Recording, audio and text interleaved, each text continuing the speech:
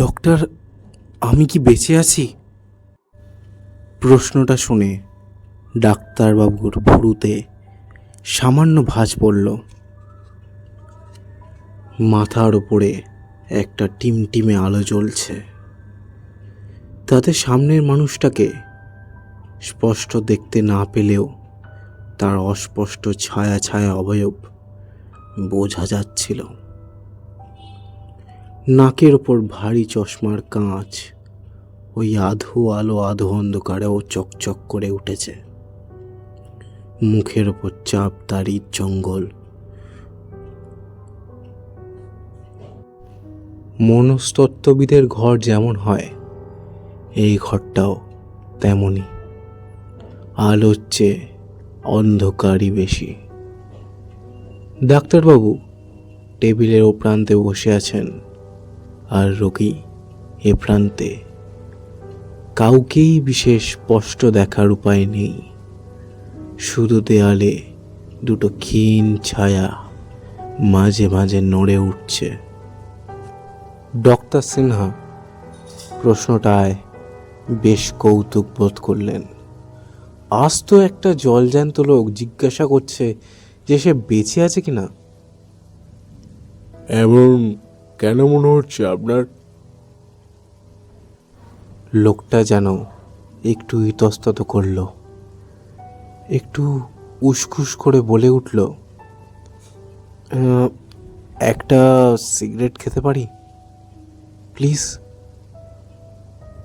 এখানে ধূমপান করা মানা হলেও লোকটার অবস্থা দেখে ডাক্তারবাবুর দয়া হলো। অসম্ভব ভয়ে সে জড়সড় হয়ে গেছে, গলার স্বর কাঁপছে, একটু যেন ফ্যাঁস ফ্যাঁসে তার গলার স্বর। হ্যাঁ, নিশ্চয়ই।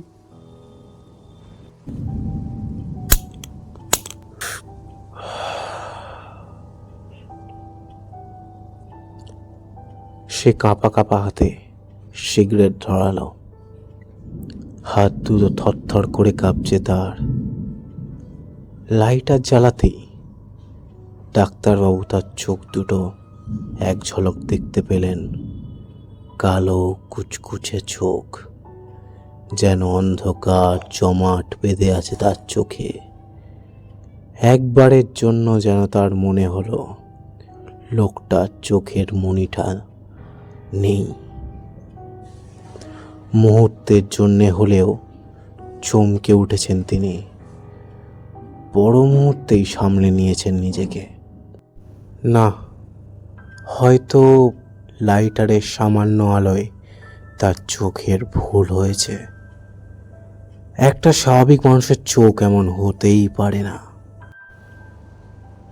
লোকটা সিগারেটে উত্তেজিত হয়ে কয়েকটা টান মেরে একটু শান্ত হয়ে বলল,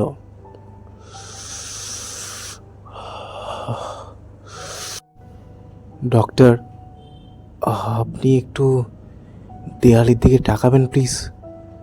প্লিজ একটু দেয়ালের দিকে তাকান, প্লিজ একটু দেয়ালের দিকে তাকান। এমন উদ্ভট আবদারে তিনি অবাক এবং বিরক্ত দুইই হলেন, কিন্তু মনস্তত্ত্ববিদের চটে যাওয়ার কোনো উপায় নেই। কেন কেন দেয়ালের দিকে তাকাতে বলছেন আপনি? হ্যাঁ, সে ফিসফিস করে বলল, দেখুন দেখুন তো, দেয়ালে কটা ছায়া দেখা যাচ্ছে, কটা ছায়া। আরে আপনি নিজেই তো দেখে নিতে পারেন। আমার ভয় করছে, বলুন না কটা ছায়া দেখা যাচ্ছে। ডাক্তারবাবু অবাক হয়ে বললেন, সে কি, কটা আবার ছায়া দেখা যাবে? দুজন আছি, দুটোই দেখাবে। তিনটে নয় তো? তিনটে? তিনটে কেন থাকবে? লোকটা স্বস্তির নিঃশ্বাস ফেলে বলল, থ্যাঙ্কস, তাহলে তিনটে নেই। এবার বোধ হয় ডক্টর সিনহা ভদ্রলোকের বিষয়ে কৌতূহল বোধ করলেন। লোকটার হাবভাব কেমন যেন অদ্ভুত। 30 বছরের ক্যারিয়ারে অনেক অদ্ভুত রোগী দেখেছেন তিনি, কিন্তু এমন রোগী তিনি আর দেখেননি। তাকে একটু গুছিয়ে নেওয়ার সময় দিলেন, তারপর আলতো গলায় বললেন, কি হয়েছে আপনার? সমস্যাটা না বললে কিন্তু আমি আপনাকে সাহায্য করতে পারবো না। হ্যাঁ বলবো বলবো বলেই তো এসছি, কিন্তু সমস্যাটা অন্য জায়গায়। সমস্যা? কোথায় সমস্যা আছে? লোকটা এবার অদ্ভুতভাবে তার দিকে তাকালো। ডাক্তারবাবুর মনে হলো লোকটার চোখ যেন হঠাৎ জ্বলে উঠল। আপনি আমার কথা বিশ্বাস করবেন তো? হ্যাঁ, কেন করবো না? আপনি বলতে থাকুন। সে একটা দীর্ঘশ্বাস ফেলে বলল, তবে শুনুন, আমার নাম তপন মিশ্র। আমিও একজন ডাক্তার, সার্জন। হেলথ কেয়ার নার্সিংহোমটা আমারই। সেদিন রাতে খুব ঝড় বৃষ্টি হচ্ছিল, বাইরে ঝড়ের দাপাদাপি, মাঝে মাঝেই প্রচণ্ড শব্দে বাজ পড়ছে। এমন সময় হঠাৎ লোডশেডিং। আমি বিছনায় শুয়ে এপাশ ওপাশ করছিলাম, ঘুম আসেনি। পাশেই আমার স্ত্রী ও একমাত্র ছেলে ঘুমিয়ে রয়েছে, কিন্তু আমি ঘুমোতে পারছি না। কি যেন অস্বস্তি কাজ করছিল মনের মধ্যে। আমার বেডরুমের জানলায় কাঁচে মাঝে মধ্যেই বিদ্যুতের নীল আলো ঝলসে উঠছে। বাইরে যেন একটা নীল কুয়াশা কখন আস্তে আস্তে জমাট বাঁধছিল। বৃষ্টির জলটাকেও যেন নীল মনে হয়। ঘরে একটা মোমবাতি জ্বলছিল, তখন সেটাও প্রায় ফুরিয়ে এসছে। নীল শিখাটা ক্রমাগত ছোট হয়ে আসছে। স্বাভাবিকভাবেই একটু একটু করে ক্ষীণ রশ্মিটুকু মুছে যাচ্ছিল। মোমবাতিটা যখন প্রায় নিভতেই চলেছে, ঠিক সেই মুহূর্তেই একদম স্তিমিত আলোয় হঠাৎ মনে হলো কেউ যেন আমার ঘরে এসেছে। অসম্ভব, কাউকেই তো দেখতে পাচ্ছি না। চোখের সামনে কেউ নেই, অথচ দেয়ালে ওটা কার ছায়া?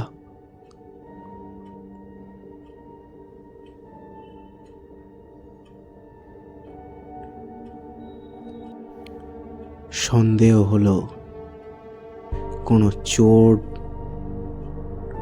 ঘরের দামি জিনিস চুরি করতে এসছে। ঘরে দামি জিনিস মানে দামি ফার্নিচার তো আছেই, এছাড়া গিন্নির কিছু গয়না আর ক্যাশ কিছু টাকা ছিল। বিছনার পাশে একটা বন্দুক, লাইসেন্স অবভিয়াসলি। এটা নিজের সেফটির জন্যই রেখেছি। পয়সাওয়ালা ডাক্তার মানেই তার শত্রুর শেষ নেই। চোর ডাকাতরা শুনেছি আজকাল খালি হাতে আসে না, তাই এই ব্যবস্থা। বন্দুক আর টর্চ হাতে উঠে দাঁড়ালাম। ঠিক তখনই মোমবাতিটা দপ করে নিভে গেল। জমাট অন্ধকারে দাঁড়িয়ে মাথাটা কেমন যেন গুলিয়ে যায়। হাতে টর্চটা ছিল, জ্বালাতে পারতাম, কিন্তু তার আগেই মনে হলো আমার সামনে কেউ দাঁড়িয়ে আছে। তার গরম নিঃশ্বাস আমার গায়ে এসে পড়ছে। মনে হলো অন্ধকারের মধ্যেও একজোড়া চোখ আমার দিকে তাকিয়ে আছে। কে কে ওখানে? টের পেলাম নিজের গলায় কাঁপছে। টর্চ জ্বালানোর সাহস পাচ্ছি না, কারণ আমি জানি সেই দুটো চোখ আমার দিকে নিষ্পলকে তাকিয়ে আছে। অন্ধকারেও তার অস্তিত্ব টের পাচ্ছিলাম আমি, এমনকি তার ছায়া ছায়া অবয়ব দেখতে পাচ্ছি, ঠিক আমারই দৈর্ঘ্যের, একই প্রস্থের, এমনকি আমার মতোই গাউন পরা একটা ছায়া মূর্তি। আর কি ঠান্ডা তার দৃষ্টি, কি শীতল তার উপস্থিতি, যেন একটা মৃতদেহ রিগার মর্টিস হওয়া দু হাতে ক্রমশই আমাকে জড়িয়ে ধরছে। আমার কি হলো জানি না, সে দৃষ্টি সহ্য করতে পারছিলাম না। চতুর্দিকে ঘুটঘুটে অন্ধকার, তবু ঠিক আন্দাজ করতে পারছি তার চোখ দুটো। কি করে, কিভাবে, কিছুই জানি না। তপ করে হাতের টর্চটা জ্বালিয়ে দিলাম। আশ্চর্য, সামনে পিছনে পাশে কোথাও কেউ নেই। দেওয়ালে আমার নিজেরই ছায়া, আর ঠিক তার পাশে অবিকল আমার ছায়ার মতো আর একটা ছায়া, যেন দুটো ছায়াই আমার। প্রথমটার মালিক আমি, দ্বিতীয় ছায়ার মালিক নেই, কোথাও নেই। অথচ ছায়াটা ক্রমশই যেন দেয়াল ছেড়ে আমার দিকে এগিয়ে আসছে। আমি বিস্মিত চোখে সামনের দিকে তাকিয়ে রইলাম। তারপর মনে একটু সাহস আসতেই সপাটে টর্চের এক পাড়ি বসিয়ে দিলাম ওর মাথা লক্ষ্য করে।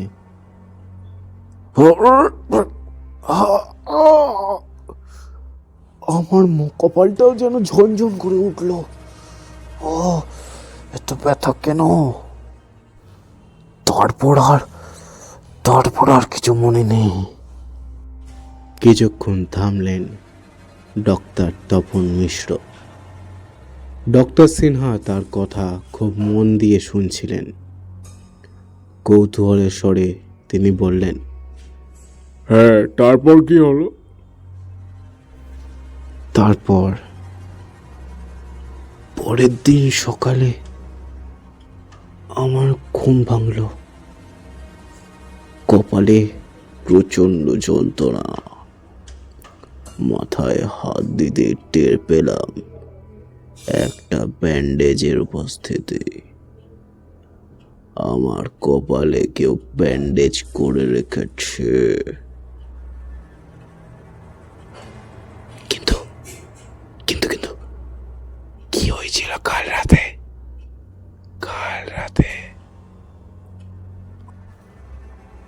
কালকের ঘটনা নিজেরই যেন অবিশ্বাস্য লাগছিল। একটা ছায়া কাল রাতে এসেছিল আমার সামনে, অথচ কোথাও কোনো মানুষ ছিল না। তখন ভয় পেয়েছিলাম এখন ভাবতেই গোটা ঘটনাটা উষ্ণ মস্তিষ্কের হাবিজাবি মনে হলো। কিন্তু মাথার এই ব্যথাটা এটা কিভাবে লাগলো?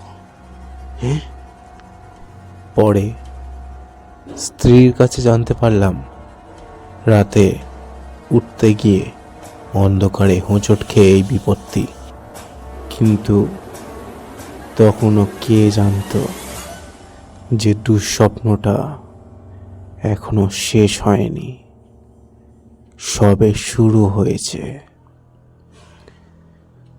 সেদিন গোটা দিনটাই যেন একের পর এক দুঃসংবাদ নিয়ে আমার জন্য অপেক্ষা করছিল।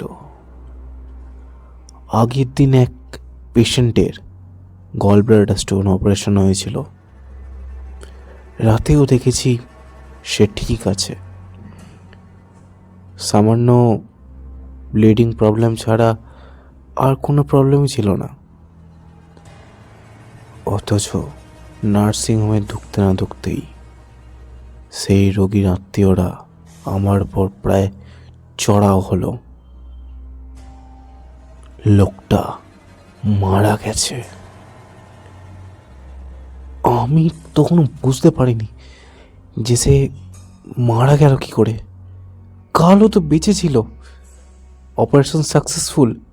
তবে মৃত মানুষটির আত্মীয় স্বজনরা আমায় ঘিরে তাণ্ডব করতে শুরু করলো। সিকিউরিটি গার্ডরা ছুটে এসে কোনো মতে উদ্ধার করলো আমাকে। মাথায় তখনও কিছুই স্পষ্টভাবে ঢুকছে না। তাড়াতাড়ি নিজের কেবিনে ঢুকে নাইট শিফটের ডাক্তারদের আর মেট্রনকে ডেকে পাঠালাম। লোকটার মৃত্যুর কারণ জানা দরকার। Oxygen deficiency sir. নাইট শিফটের ডাক্তার মাথা নিচু করে জানালো,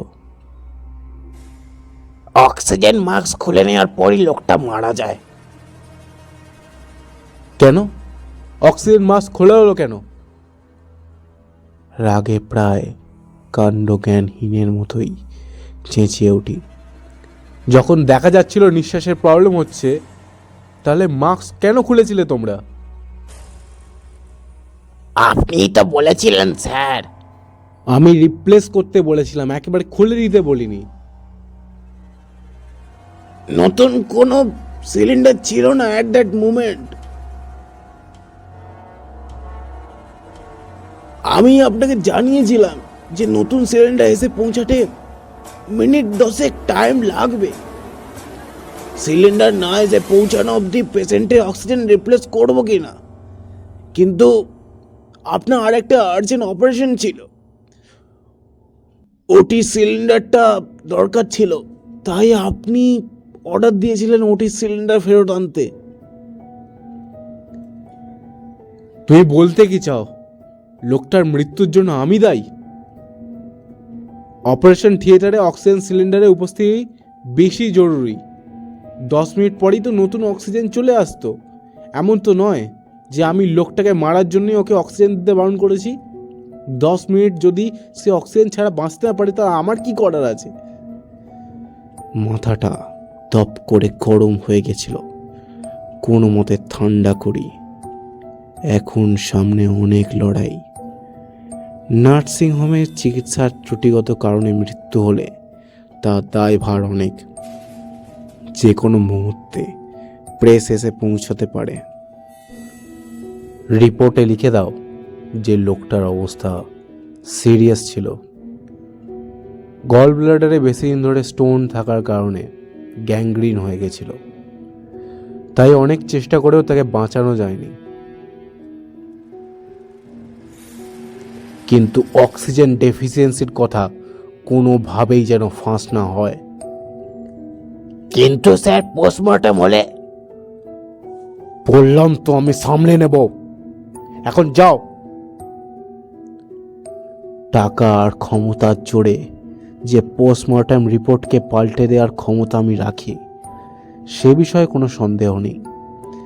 তাই সবাইকে বিদায় দিয়ে একা কেবিনে বসে কফির কাপে চুমুক দিলাম। যাক, কোনোভাবে সামলে নেওয়া যাবে, বিশেষ চিন্তার কিছু নেই। কিন্তু চিন্তার তখনও কিছু ছিল। কেবিনে বসে কফি খেতে খেতেই আবার সেই অস্বস্তি। দুটো চোখ খুব তীব্র দৃষ্টিতে আমার দিকে দেখছে। অদ্ভুত সেই চাহনি। সামনাসামনি কেউ নেই, ঘরে আমি একা। অথচ অথচ সেই অশরীরী চোখ আমি অনুভব করতে পারছি।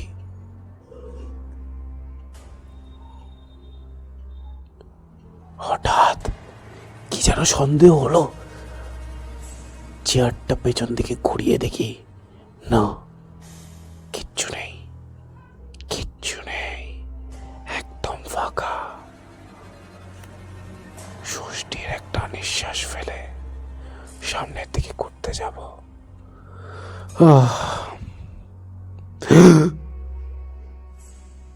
চোখে পড়ল পেছনের দেয়ালে আমার ছায়া পড়েছে, কিন্তু একটা নয়, দুটো ছায়া পাশাপাশি দেয়ালের সমান্তরালে।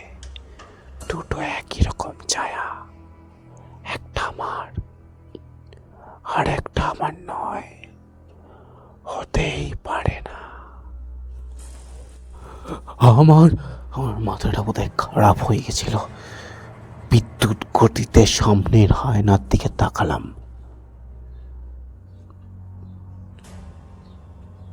ডক্টর তপন মিশ্র সাইকিয়াট্রিস্টের হাত চেপে ধরলেন।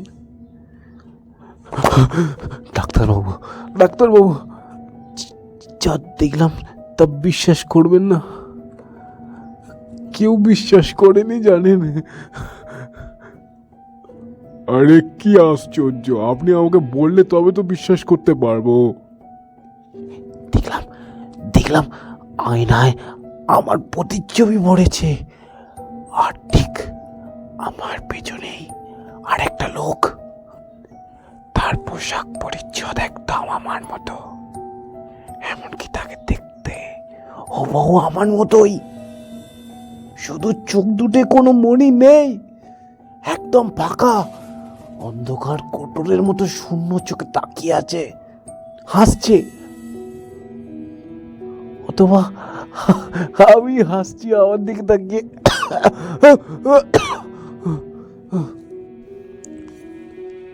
এ কি অদ্ভুত রহস্য, কি অদ্ভুত যন্ত্রণা, কাউকে বলার কোনো উপায় নেই, অথচ সহ্য করাও যায় না। ওই হাসির মধ্যে যত না ব্যঙ্গ, তার থেকেও বেশি ঘৃণা। ইচ্ছে হলো ওর গলা টিপে ধরি। আমি ডাক্তার, কাউকে খুন করা আমার পেশা নয়, কিন্তু ওই মুহূর্তে আমি পাগল হয়ে যাচ্ছিলাম। ছায়াটার গলা টিপে ধরতেই মনে হলো লোহার মতো মজবুত দুটো হাত আমারও গলা সপাটে ধরেছে। শ্বাস বন্ধ হয়ে আসছে, চোখে অন্ধকার দেখছি। অক্সিজেন, একটু অক্সিজেন। একই স্যার, একই স্যার, কি করছেন? কানে এলো চিৎকার, চেঁচামেচির শব্দ। বেশ কিছুক্ষণ চেতনা ছিল না। জলের ঝাপটায় হুঁশ ফিরল। চোখ মেলতেই প্রথম নজরে আসে মেট্রনের মুখ। সে উদ্বিগ্ন, জানতে চায়, আরে স্যার, আপনি নিজের গলা ওরকম ভাবে টিপে ধরেছিলেন কেন? আবার একটু থামলেন ডক্টর মিশ্র। কি যেন একটু ভেবে নিয়ে ফের বলতে শুরু করলেন। আমি আমি বুঝতে পারছিলাম না যে কি করব, তবে এইটুকু বুঝেছিলাম যে ওকে আক্রমণ করতে গেলে সে আঘাত আমার ওপরেই পড়ছে। ওর মাথায় বাড়ি মারলে আমার মাথায় চোট পড়ে, ওর গলা টিপে ধরলে আমার শ্বাস বন্ধ হয়ে যায়। যাই হোক না কেন, নিজেকে বাঁচাতে গেলে ওকে মারা চলবে না, চলবে না, না না না।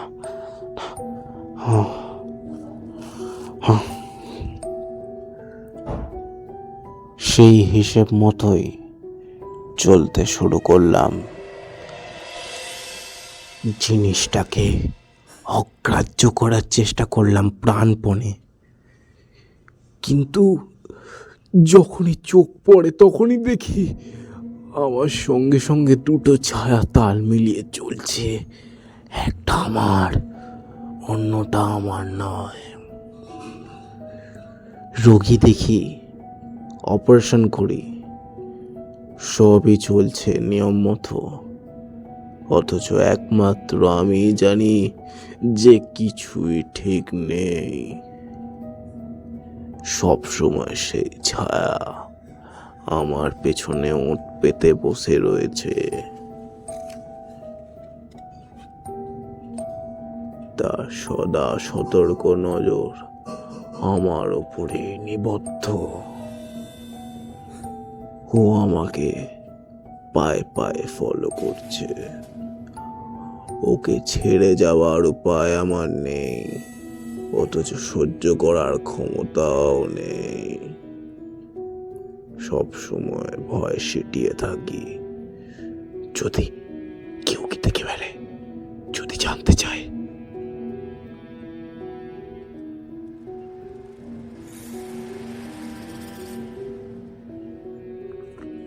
এরই মধ্যে আর এক ঝামেলা এসে পড়ল ঘাড়ে। একটি বছর 10-এর বাচ্চা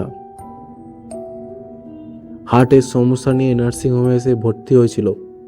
হার্ট রিপ্লেসমেন্ট করতে হবে। ছেলেটি ভারী মিষ্টি চেহারা, ডাক্তার, নার্স, ওয়ার্ড বয় সকলেই তাকে পছন্দ করে। কিন্তু শুধু পছন্দ করলে তো চলবে না, তার বাবার অপারেশন করানোর পয়সা নেই। সে খালি কাঁদে, আমার পায়ে ধরে। আচ্ছা মুশকিল, লোকটাকে বোঝানো যায় না যে আমার পায়ে ধরলে ওর ছেলে তো সুস্থ হবে না, ইমিডিয়েটলি সার্জারি করতে হবে। প্রয়োজন মতো হার্টও পাওয়া গেছে, কিন্তু সার্জারির ফিস জমা না দিলে অপারেশন হবে কি করে?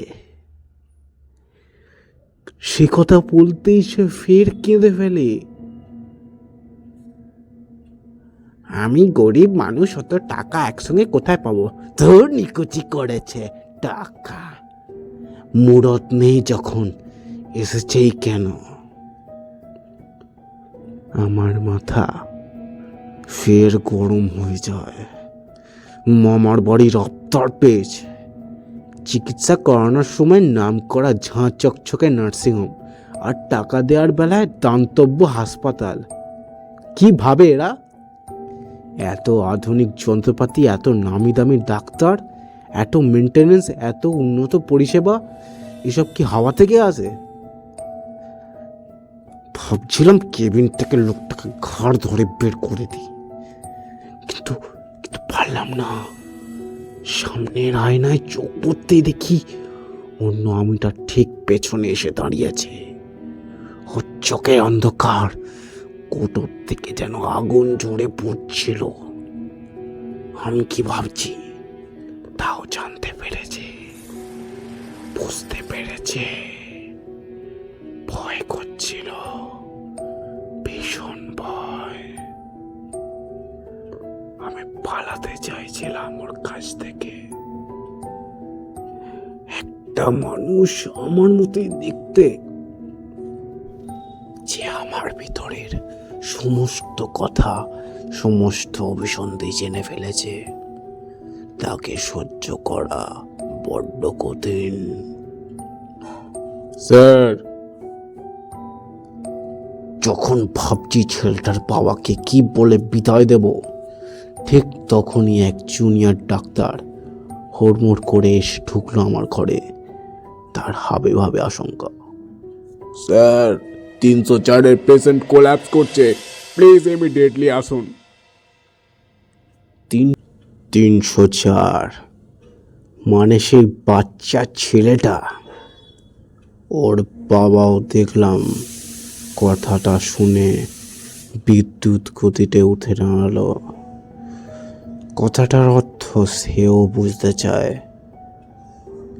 মাত্র 15 মিনিট সময় দিয়েছিল বাচ্চাটা।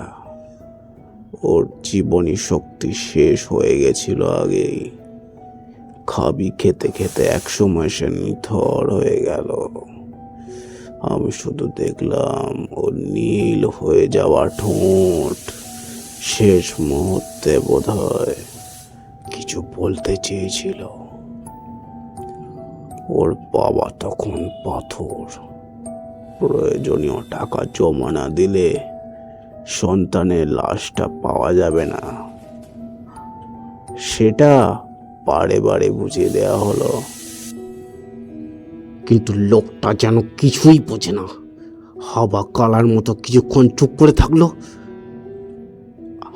তারপর তারপর হঠাৎ চোখ তুলে তাকালো আমার দিকে। আমি দেখলাম ওর চোখ দুটো নেই, কিচ্ছু নেই।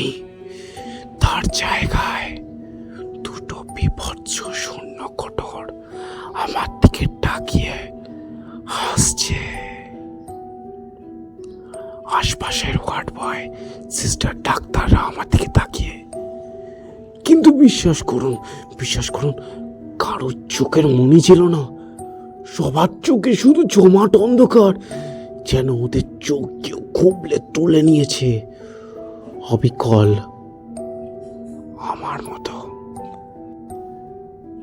আমি পালিয়ে আসি। ওই শূন্য চোখ আমার কাছে বিভীষিকা। সেদিনও খুব বৃষ্টি হচ্ছিল। আমার গাড়ি কোথায় ছিল কে জানে। চাবিটাও দৌড়াতে গিয়ে পড়ে গেল। গাড়ি ছাড়াই আমি পাগলের মতো রাস্তার উপর দিয়ে দৌড়াচ্ছি। পালাতেই হবে ওই বিভৎস চোখের দেখে। রাস্তায় অনেক ভিড়, চতুর্দিকে ওয়াটারপ্রুফে ঢাকা অনেকগুলো মানুষের মুখ, কিন্তু কারোর চোখ নেই। আমি জানতাম, একদম নিশ্চিতভাবে জানতাম। দৌড়াতে যখন বাড়ি ফিরলাম তখন রাত হয়ে গেছে। নিজের বাড়িটাকে দূর থেকে দেখে বড় কান্না পেয়ে গেল। ওই তো আমার শান্তির আশ্রয়। ওখানে আমার স্ত্রী, আমার সন্তান আছে। আমার বেঁচে থাকার অন্যতম কারণ আমার পরিবার। না, আজ থেকে আর নার্সিংহোম নয়, অন্য কোথাও নয়, শুধু আমার পরিবার। পিকনিক করবো, বেড়াতে যাবো, শপিং মলে শপিং করবো, আর কিচ্ছু চাই না। দরজায় সজোরে নক করি।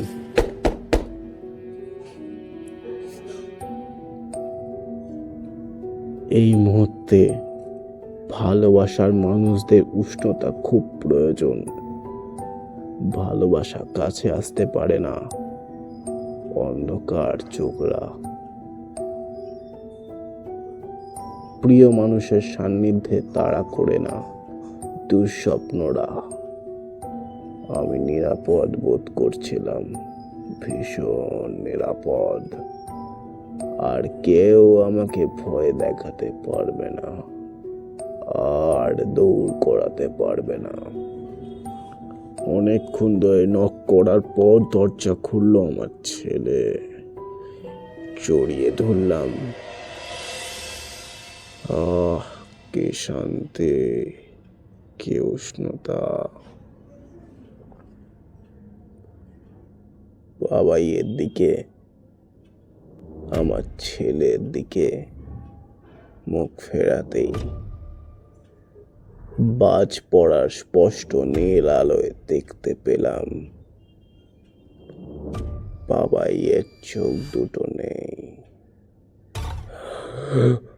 একদম ফাঁকা, অন্ধকার জানলার মতো।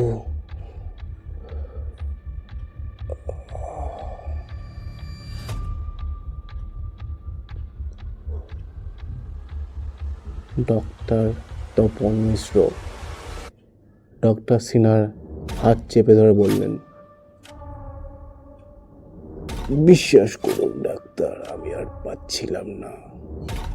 আমার জীবনে এমন একটা রহস্য এসে পড়েছে যার হাত থেকে নিষ্কৃতি নেই, যাকে প্রত্যেক মুহূর্তে সঙ্গে নিয়ে হাঁটছি আমি। কখনো সে আমার দিকে তাকিয়ে হাসে, কখনো নানা রূপ ধরে ঘুরে বেড়ায়। আমি পাগল হয়ে যাচ্ছিলাম, কোনো মতে বেঁচেছিলাম। হসপিটালে যেতেও ভয় করছিল, ওরা আমার দিকে তাকিয়ে আবার ওইভাবে হাসবে। তাই আজ বিকেলে। ডক্টর সিনহা মন দিয়ে শুনছিলেন। আজ বিকেলে? আজ বিকেলে কি? আজ বিকেলে ঠিক করলাম যে এভাবে বেঁচে থাকার কোনো মানে হয় না। ওই শয়তানটাকে মারার একমাত্র উপায় যদি আমি নিজেই মরে যাই। তাই আজ আমি। তার কথায় বাধা দিয়ে ডক্টর সিনহা বললেন, হ্যাঁ বুঝেছি, আপনার সমস্যা খুব গুরুতর নয়। আসলে এটা হ্যালুসিনেশনের প্রবলেম, চিন্তা করবেন না। টিমটিমে বাতি তার পাশেই একটা বড় আলো থাকে। রোগীরা সবসময় অন্ধকার পছন্দ করে, তাই তিনি আলোটা জ্বালান না। এবারে প্রেসক্রিপশন লেখার জন্য আলোটা দরকার পড়ল, কিন্তু আলোটা জ্বালিয়েই চিৎকার করে উঠলেন ডক্টর সিনহা, সব যেখানে থাকার আছে। দেয়ালে দুটো ছায়া তখনও মুখোমুখি বসে আছে। তপন মিশ্রের ধরানো সিগারেটটা তখনও জ্বলছে, কিন্তু শূন্য, আর কেউ নেই। ডক্টর সিনহা অজ্ঞান হওয়ার ঠিক আগের মুহূর্তে শুনতে পেলেন কে যেন ফ্যাঁস ফ্যাঁসে সরে বলল, ডাক্তার, আমি কি বেঁচে আছি?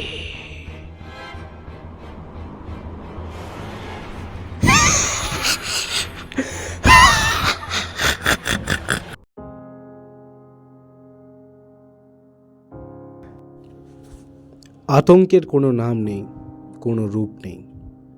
কখনো মনের গভীরে অন্ধকার ছায়া ফেলে, কখনো নিশীথ রাতের কুয়াশায় মুড়ে থাকে আতঙ্ক। কখনো শীতল নিঃশ্বাস, কখনো হিমেল বাতাস চুপি চুপি ছুঁয়ে বলে যায় ওদের কথা। কখনো বা মনের ভেতরে আঁচড় কাটে অদ্ভুত এক নামহীন ভয়। আজ এই গল্প পাঠে আমি আবির দাস, সবকটা ভূমিকায় আমি আবির দাস। জানি না আজকের গল্পটা আপনাদের ভালো লেগেছে কিনা, কিন্তু শেষের দিকটা পাঠ করতে গিয়ে রীতিমতো আমার গলা শুকিয়ে কাঠ হয়ে গেছিল। না না, ভয় ভয় পাইনি আমি। এই পচা গরমে আধ ঘন্টার উপর দিয়ে রেকর্ড করছি তো, তাই গলাটা শুকিয়ে যাওয়ারই কথা। এত কষ্ট করে আপনাদের বিনোদনের জন্য এই গল্পটা বানিয়েছি। প্লিজ ভালো লাগলে সাবস্ক্রাইব তো অবশ্যই করবেন, আর নিজের বন্ধুদের মাঝখানে শেয়ার করে দেবেন। এরকমই ভয়ের অনুভূতি পেতে চাইলে আমাদের চ্যানেলটিকে সাবস্ক্রাইব করুন এবং পাশে থাকুন, কারণ এরকম ভয়ের কাহিনী আমরা আনতে থাকি।